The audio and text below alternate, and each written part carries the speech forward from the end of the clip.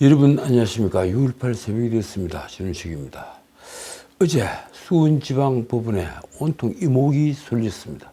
아마 서울중앙지법에서 대장동, 백인동 등 사건으로 재판을 받고 있었던 이재명도 신경이 곤두서있을 것입니다.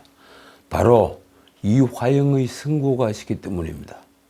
결론은 너무나 당연했습니다. 재판부는 상방울 대북송금은 당시 이재명 경기지사 방북 관련 사례금으로 보기에 충분하다, 이렇게 판시를 했습니다. 이화영에 대한 징역 몇 년형, 그게 중요한 게 아니라 바로 이 내용이 중요했습니다.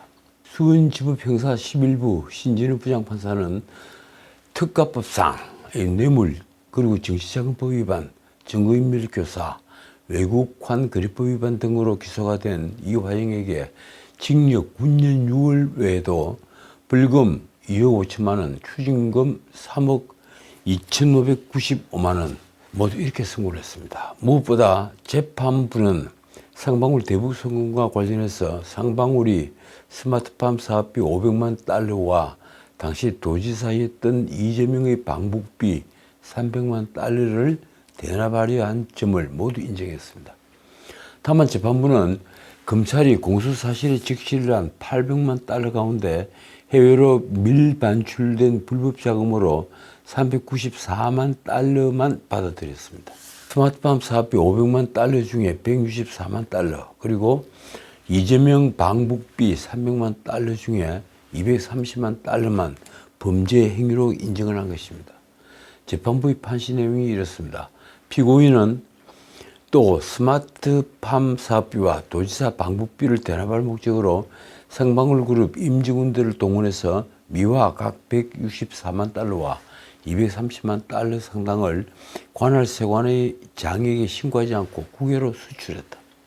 그러면서 재판부는 환치기 방법으로 국외로 수출했다는 나머지 금액은 휴대수출 행위로 볼 수 없어서 무죄라고 했습니다.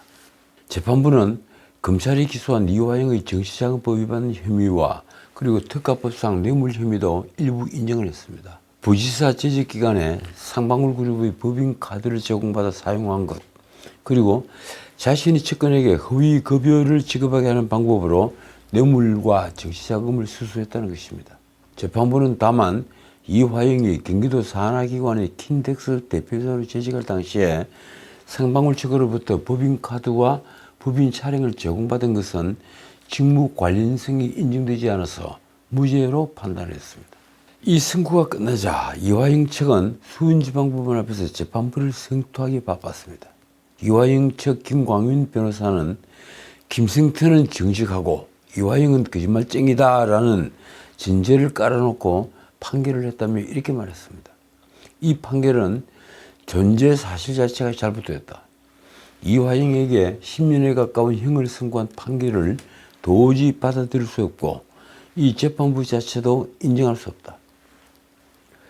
보통 변호사들이 재판부의 판결에 반대를 해도 이처럼 심한 말은 하지 않는데 아마 이분들은 도의원들이죠. 그래서 정치인들인 변호사일 겁니다. 그래서 이제 말이 좀 험악하게 들리더군요. 김현철 변호사는 재판부의 편파적인 증거 취사 선택이 문제가 된다며 이렇게 말했습니다.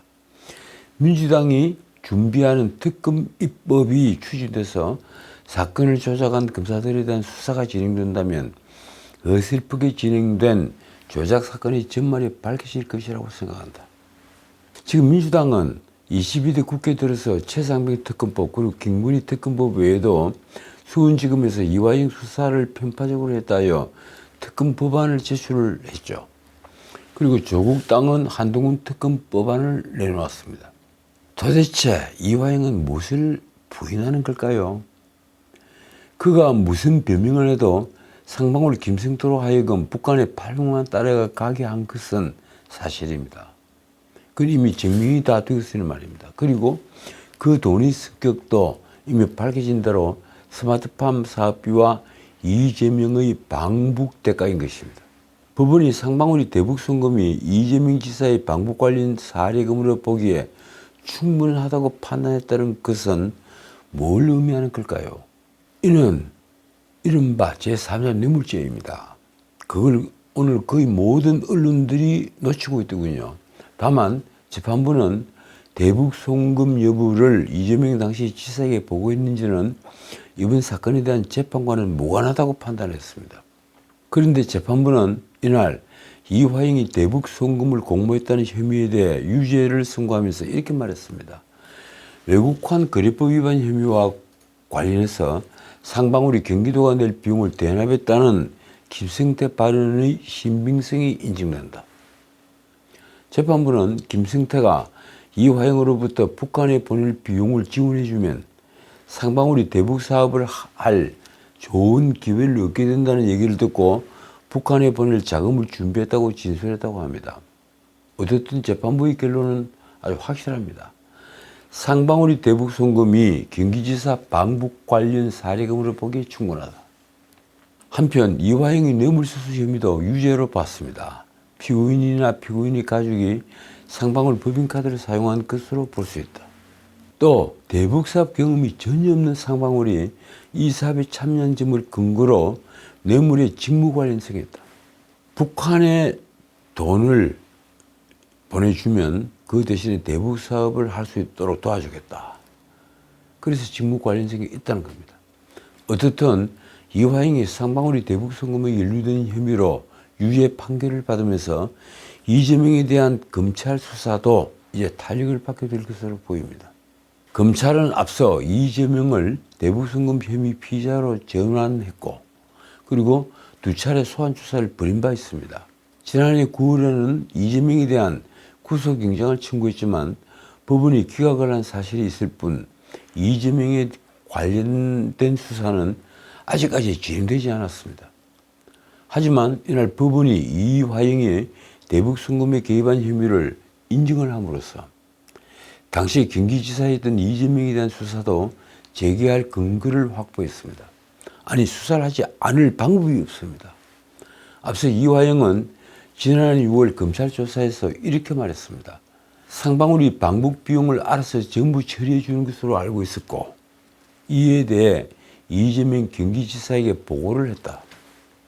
바로 이 점입니다. 이재명 경기지사에게 상방울이 대북 송금을 한다고 보고했다. 이 내용입니다. 그러다가 이화영은 이 진술을 번복했습니다. 그의 아내가 법정에서 이화영에게 정신 차리라 이렇게 고함을 지르자 이화영은 작년 9월이죠. 옥중 자필 입장문을 통해 검찰로부터 지속적인 압박을 받아 허위 진술을 했다고 주장을 했습니다. 이화영은 올해 4월 재판 종결을 앞두고는 검찰청 내에서 술판 회유를 받았다. 이런 상상하기도 힘든 주장을 내놓기도 했습니다. 선고가 있자 정치권에서도 진영에 따르는 탄식과 이 막말들이 마구 쏟아졌습니다.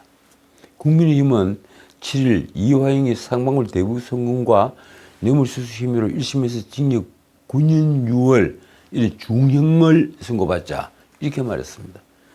대북 송금 의혹은 증거와 법리에 따라 실체적 진실이 되었다.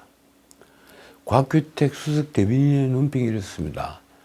재판부는 판결에서 상방울이 대북 송금이 이재명 당시 경기지사의 방북 관련 사례금으로 보기 충분하다고 명확히 판단하며 중형을 선고한 것으로 이는 사필 규정이다.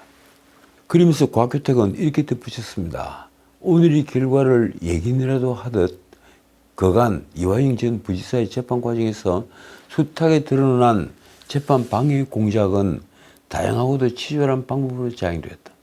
이화영은 이재명이 대북 송금 관여를 주장했다가 돌연 말을 바꾸었고 이후에 검찰 술자리 회유 의혹을 제기하면서 선정과 선동으로 수사 재판의 정당성과 신뢰성을 훼손하려 했다.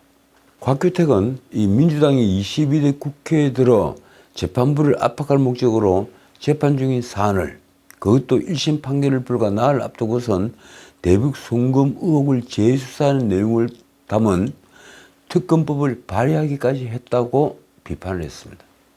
대북 송금 사건의 피의자 이재명을 위해 두터운 방탄막을 세우던 민주당은 끝내 반헌법적인 특검법까지 발의를 하며 사법부에 압력을 행사하고 사법 방해 행위를 자행했다.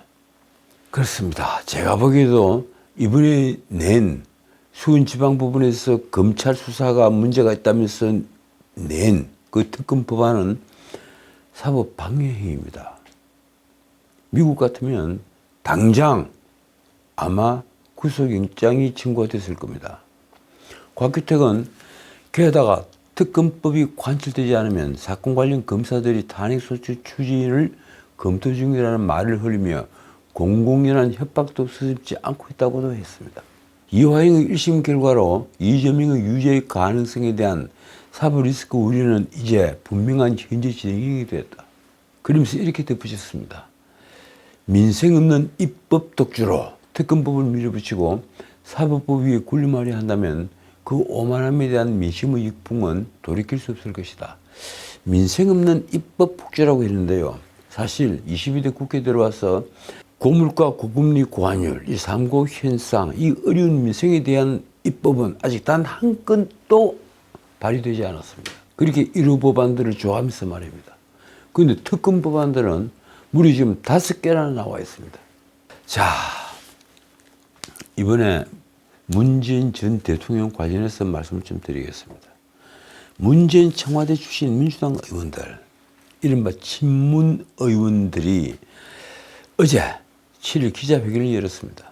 문재인이 저 김정숙의 인도 순방에 연관되어서 사회 각지에서 여러 비판이 마구 쏟아지자 반박에 나선 겁니다. 그들의 표현이 이렇습니다. 김건희 여사 여러 가지 범죄 혐의를 듣기 위한 물귀신 작전이다. 이게 무슨 소린가요?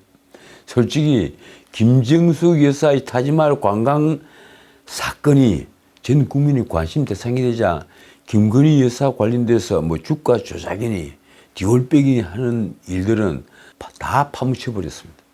어쨌든 친문 이들은 이 김정숙 셀프 초청 의혹에 대해서 모디 총리의 공식 요청이 있었다 이렇게 치고 나왔습니다. 기내식 비용이 6,292만 원이죠. 근데 여기에 대해서는 김 여사가 먹은 기내식 비용은 105만 원이라고 해명을 했습니다.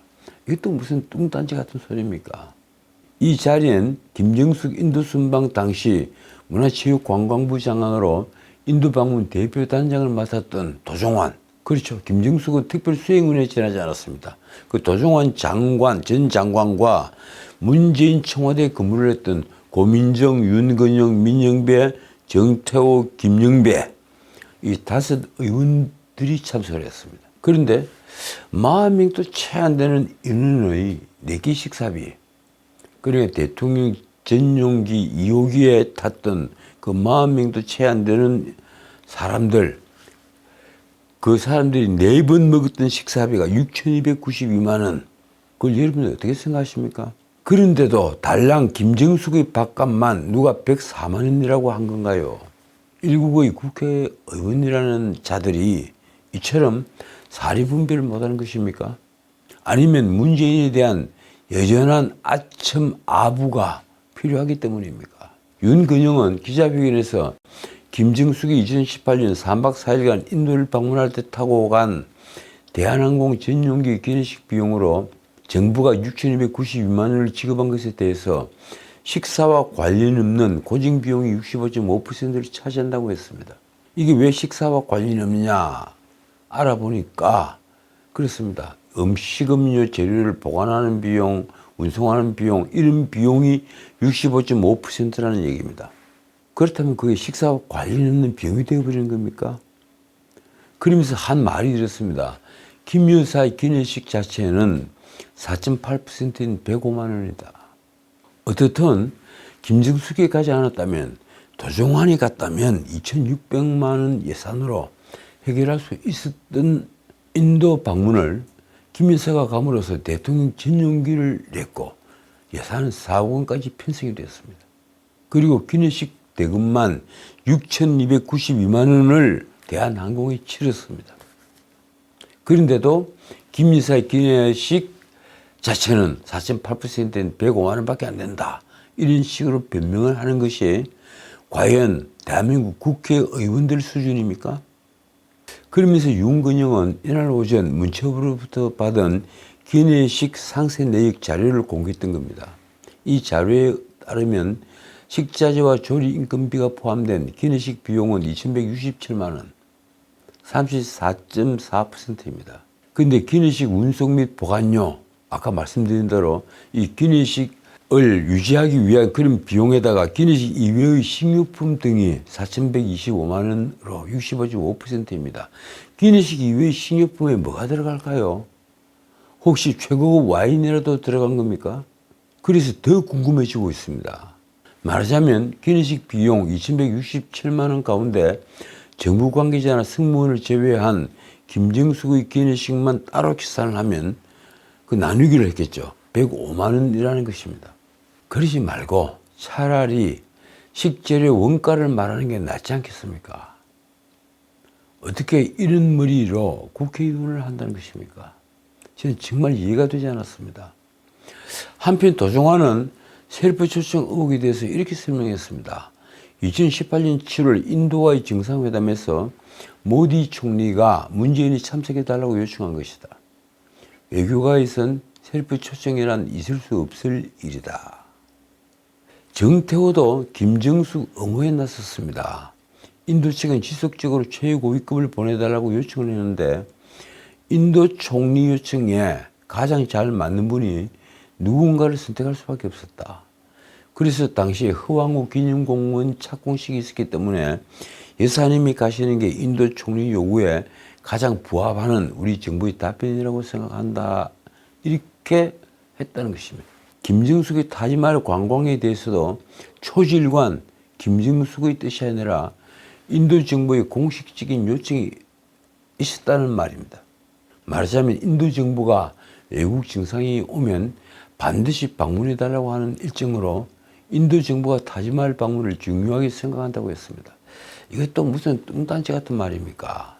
김정숙은 남편인 문재인과 함께 인도를 방문했을 때, 그러니까 타지마할 관광 몇 달 전이죠. 인도를 갔을 때 이미 자신은 타지마할을 보고 싶다고 공개리에 말을 했습니다. 그리고 김정숙에게 왔던 모디 총리 초청장은 인도를 방문하기 9일 전에 도착하는 겁니다. 그런데도 인도 정부가 공식적으로 초청을 했기 때문에 김정숙 여사가 갔다고 말을 하는 겁니까? 이쪽에서 셀프 초청이 아니고요. 초청장을 좀 보내달라. 이런 셀프 초청이 아니란 얘기입니까? 정말 그렇다면 이거 특검을 해봐야 할 일입니다. 김정숙의 인도 방문에 당시 청와대 부대변인 자격으로 동행을 했던 고민정 역시 김정숙을 옹호하기에 바빴습니다. 이렇습니다. 김 여사께서 인도 방문 때 의상으로도 외교를 한 것이고 타지마할 방문을 통해 문화외교도 했다. 그 결과를 통해 한인도 관계는 강화됐다. 의상외교라고 그랬죠. 참 기가 막힙니다. 인도 정부에서 선물로 준 전통 의상 사리를 가위질해서 브라우스를 만들어 입고 갔습니다. 그래서 논란이 커지자 이를 의상외교라는 말로 표현을 했습니다. 그러면서 고민정은 이렇게 말했습니다. 전 정부가 했던 모든 것을 폄훼해서 얻을 수 있는 게 무엇이냐? 얻을 수 있는 게 무엇인지 모르겠습니까? 나라의 정직함, 나라의 공정함, 그런 것을 얻을 수 있는 겁니다. 김 여사 인도 방문의 성과에 대해서 도종환은 찬양 일빈도입니다. 한국과 인도의 전략적 동반자 관계가 깊어진 외교가 진행이 됐다. 그러면서 도종환은 이렇게 자랑을 했습니다. 인도 고등학교 역사교과서에 한국사가 처음으로 6페이지가 수록이 됐고 제2외국어를 중국어를 빼고 한국어를 채택했다. 타지마할을 포함한 인도 세계유산에 한국의 안내자료와 앱이 추가됐으며 인도 국립중앙박물관에도 한국어 오디오 가이드가 설치가 됐다. 글쎄요, 그게 김정숙의 공이었습니까? 아니면 대한민국이 이제 G7과 대등하는 관계로 올랐으니까 인도 정부에서 그렇게 배려한 것입니까? 자, 이제 이화영 재판에 대한 민주당 반응입니다. 민주당은 7일 이화영이 상방울 불법 대북 송금 사건 1심에서 징역 9년 6월형을 선고받은 데 대해 특검을 통해 대북 송금 조작의 진실을 밝히겠다며 아주 강하게 반발했습니다. 민주당은 이 사건에 대해 검찰 수사팀을 수사 대상으로 하는 특검법을 최근 발의를 했죠. 아까 제가 말씀드렸습니다. 심지어 민주당에선 이날 이 사건을 수사한 검사에 대해 탄핵을 추진할 수 있다는 말도 아주 공개적으로 나왔습니다. 검사 탄핵에 아주 맛을 들인 겁니다.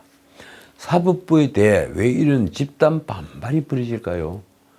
이화영의 유죄 판결로 이재명에 대한 수사 재개 가능성이 커졌을 뿐 아니라 어쩌면 검찰은 언제든 다시 이재명에 대한 구속영장을 칠 수 있다는 판단으로 초조해진 것입니다. 아니, 구속영장을 칠 수밖에 없게 됐습니다.